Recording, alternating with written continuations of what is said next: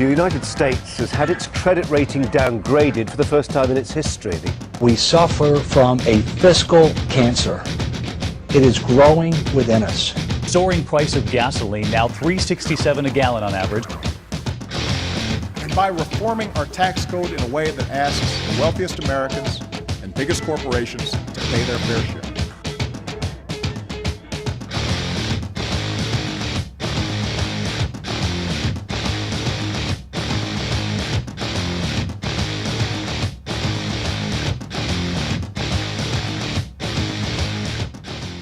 Hi, I'm Tony Robbins.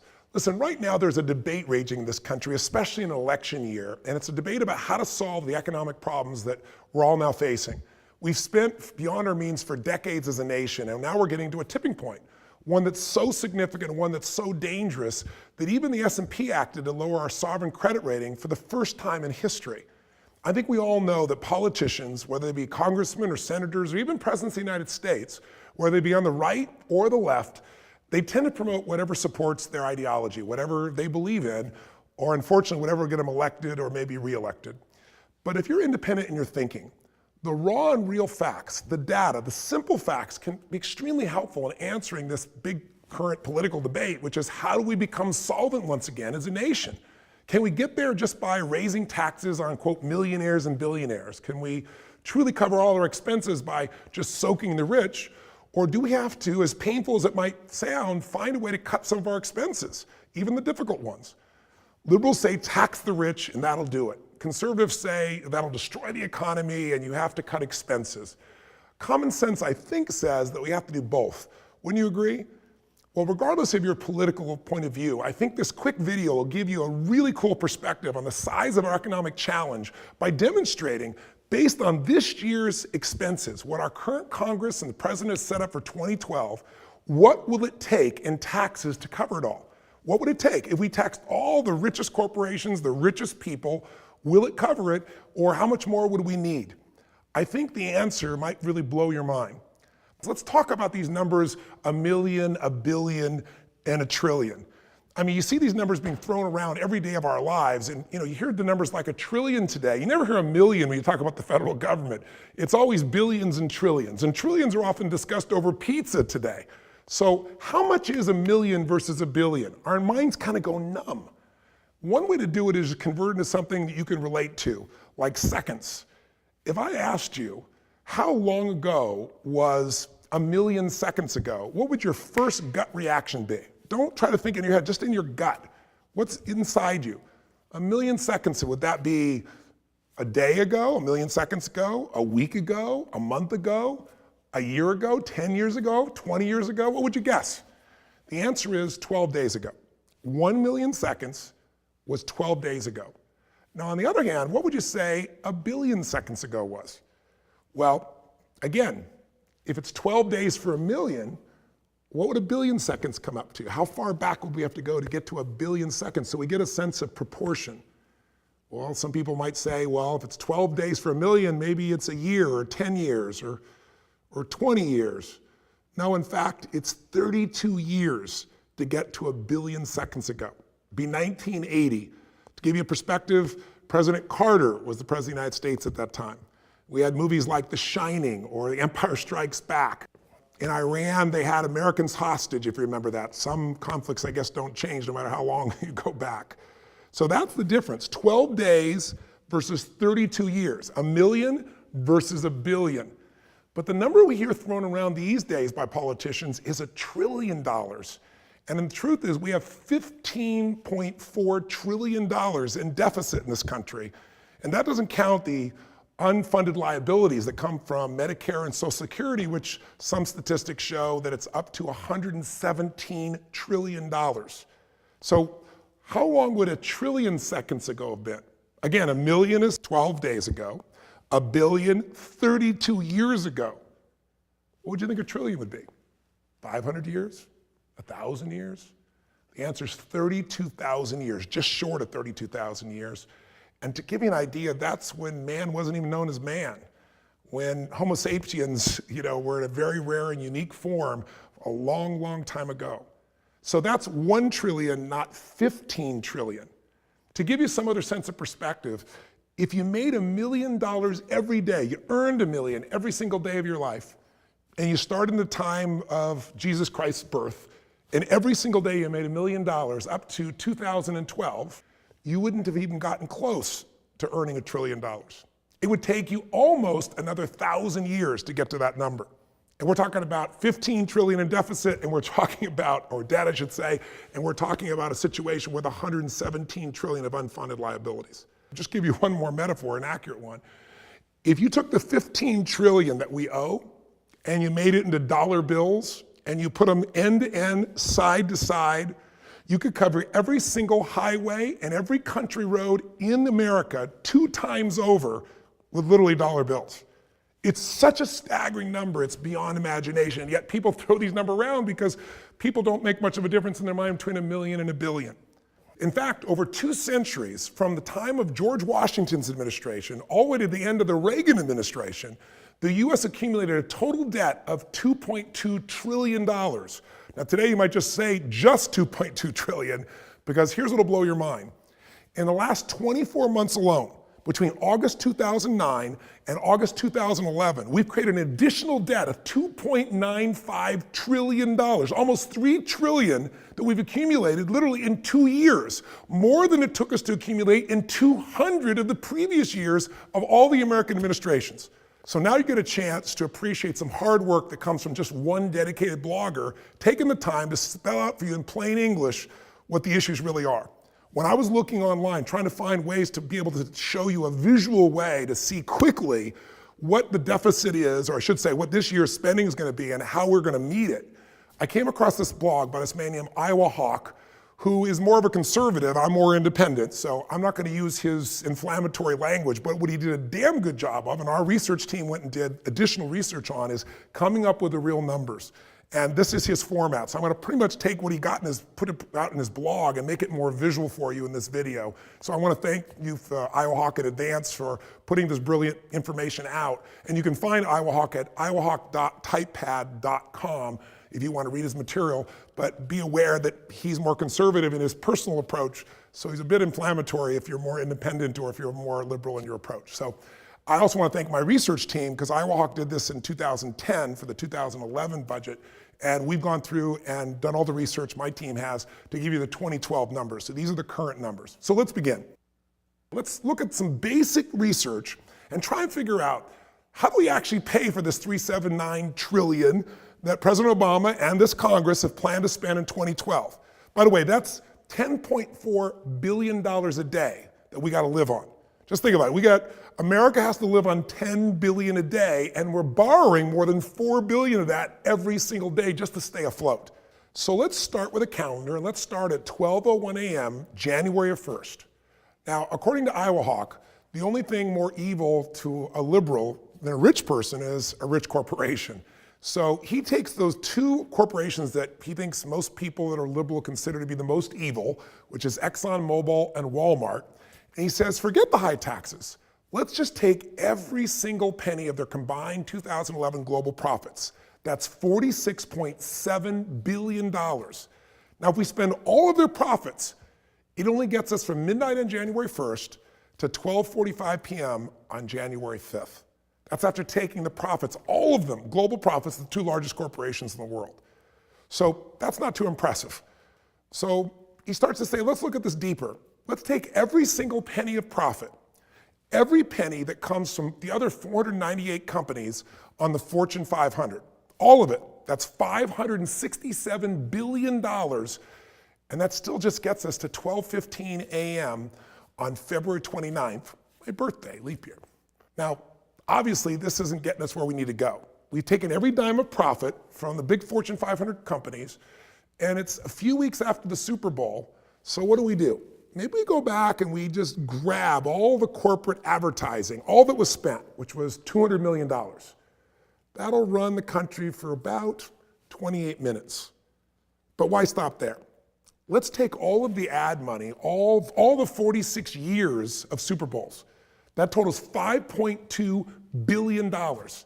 If somehow we could have a retroactive tax and get all 46 years of all the money ever spent, we'd still only be able to get to 12:15 p.m. on the same day, February 29th. Look, it's obvious that we're not just getting where we want to go, so we can't just throw it off the backs of corporations. So Iowa Hawk says, let's really go after what liberal politicians are asking. Let's soak those rich people. And we're going to do it by going after, let's start with, let's say, the athletes. They get these obscene sports salaries, and they're not really adding any value. So let's just take all of their salaries from both the NFL, the NBA, the NHL, Major League Baseball, not their endorsement deals, but all of their salaries. And let's also take the winnings of the PGA Tour and the money spent on NASCAR, put it all together. And that's $10.1 billion. Now I want you to remember, it takes $10.4 billion just to fund the country every day. So we don't even get a day out of it. Basically, it gets us to 11:35 a.m. on the next day, March 1st. After all this, we basically funded the country for 2 months. So look, forget the athletes. Take all their money, but that's obviously not going to be enough, so let's get to all the really rich people. Let's take 100% of every penny that anyone who makes above, say, $250,000 a year, certainly that'll take care of all of our financial needs for the country for at least a year, won't it? Let's see. According to the Census Bureau, the US Census Bureau, the number of households, US households that are at that number, there's 117.5 million. The percentage of those households that make over $250,000 a year now in that income range is almost 2%, but let's round it up to 2%. And let's take that number and find out what it is. So that number of households really above $250,000 in income right now is 2,350,716 households. The total income, check this out, from all those households that make over $250,000 a year is a total of $1.363 trillion. Now we're talking, right? Iowa Hawk says, let's just eat the rich, let's take everything they got, everything that anyone makes over $250,000 a year, and let's see where that really gets us. It gets us from March 1st at 1 p.m. to July 10th, on 1 p.m. on July 10th, I should say. Now, where do we go from here? We've taxed the richest people in the world, the richest corporations in the world. Look, obviously, we're going to have to really cut some spending somewhere. Well, why don't we just stop spending money on, the wars in Iraq and in Afghanistan? I think there are a lot of us that would love to see that happen. After all, that money is going away to things that could be used for healthcare, or is it just being used really on wars for oil?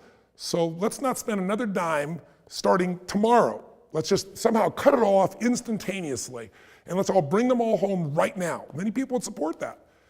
That, if we somehow could magically do it, would save us $117 billion this year in 2012. That's enough savings basically to cover us until 8 p.m. on July 21st. Listen, who else can we tax that's living too well? Because after all, we need more money. We got to pay our bills here in the US. So Iowa Hawk says this, screw you, Star Wars. We're going to take every penny that you made in movies and toys and lunch boxes, the whole shebang.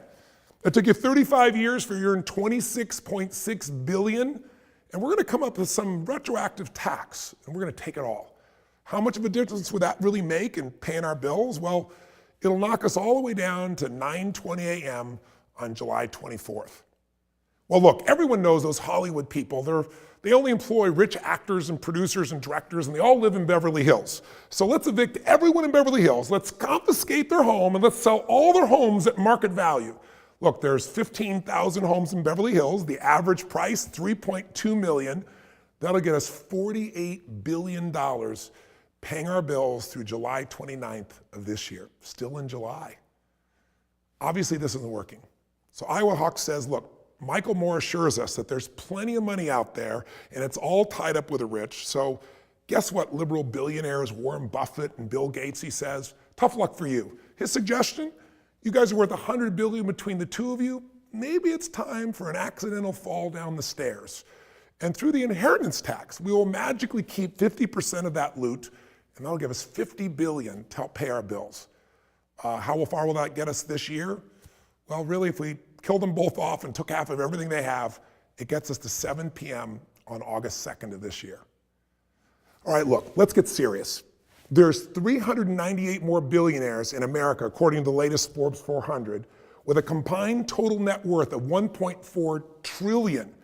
He says if we can just arrange a few more hundred accidents at 50% death tax, kill them all off, take all their estate money, and we'll have another $700 billion. But even still, after killing all the US billionaires and all the jobs and opportunities they create, it helps us pay our bills only till 2 a.m. on October 9th of this year. We're still not even to pay our bills for the entire year. Okay, let's forget this mamby-pamby 50% nonsense, he says. Kill all the billionaires and forget 50%, forget their heirs. Take all of their money, all of it. They're all crooks anyway. Take everything and take, well, let's say the 100 or so other almost billionaires. Take everything they've got as well. And that just gets us another 32 days until 12:30 a.m. on November 10th. Well, that's the start of the holiday season, isn't it? So let's pull a little Grinch and let's take all the sales from all the holiday shopping that's expected this year, a whopping $469 billion. That should hold us over till 12:55 p.m. on December 25th. Merry Christmas, everyone. We're almost there. Now remember, this money is for America's poor, so in the spirit of Christmas, let's get rid of all that foreign aid, those dying children, AIDS, all those things that we're trying to make a difference with. Let's get rid of all that. It's $53.3 billion. Let's keep it for ourselves. That gets us until 3:55 p.m. on December 30th. So I'm sorry, but we've still got a date and a little change to pay for. So to cover the remaining $13.8 billion, we're gonna have to hit up every single man, woman, and child in America for $44 each to keep America intact and pay our bills for that final 32 hours of our year, which of course finally gets us to 12 o'clock, January 1st, 2013. Happy New Year, everybody. But what happens next? You see, we've taken all the profits and all the salaries and all the assets and the expenses and the revenues and the holdings of the rich and those corporations, and we've liquidated them. So what happens when you kill off the golden goose? There's no more golden eggs. There's no more profits. There's no more revenues that are available for tax and thus fund our government. What are we going to do? Yet President Obama and our Congress, meanwhile, they're proposing we spend another $3.8 trillion in 2013. And somehow, magically, we're going to spend even more, but he projects somehow that our deficit will be smaller, that somehow our revenues will grow this year. He projected that in 2012, and it wasn't true. Same numbers. He said we'd have a $900 billion deficit. In reality, it's going to be $1.3 trillion, being off by 30, 35, 40%, whatever that number may be. That assumes, by the way, $2.9 trillion in revenues. But where are you going to get revenues from when you kill off all of the possibilities, all of the private enterprise? See, we've destroyed the private capital, we've destroyed advertising revenues, we've destroyed professional sports, we've taken every penny that people have put into new businesses to pay for things, and it's all gone. We ate the rich. We ate everything they had, and we scraped through for 1 year. Now what do we do? Something to think about. I hope this video stimulates you to think about what solutions are. I'm not suggesting we can only cut spending. We're going to have to raise revenues as well, I believe. But what do you believe is what really matters? And how will you use your voice to educate other people, or maybe use your vote to make a difference in the world that we live in, where people think about a million, a billion, and trillion as numbers instead of lives, instead of decisions, hard decisions we've got to make. I hope this has been stimulating, and I'd be interested to hear your feedback. All the best to you. Live strong and live with passion. I'm Tony Robbins.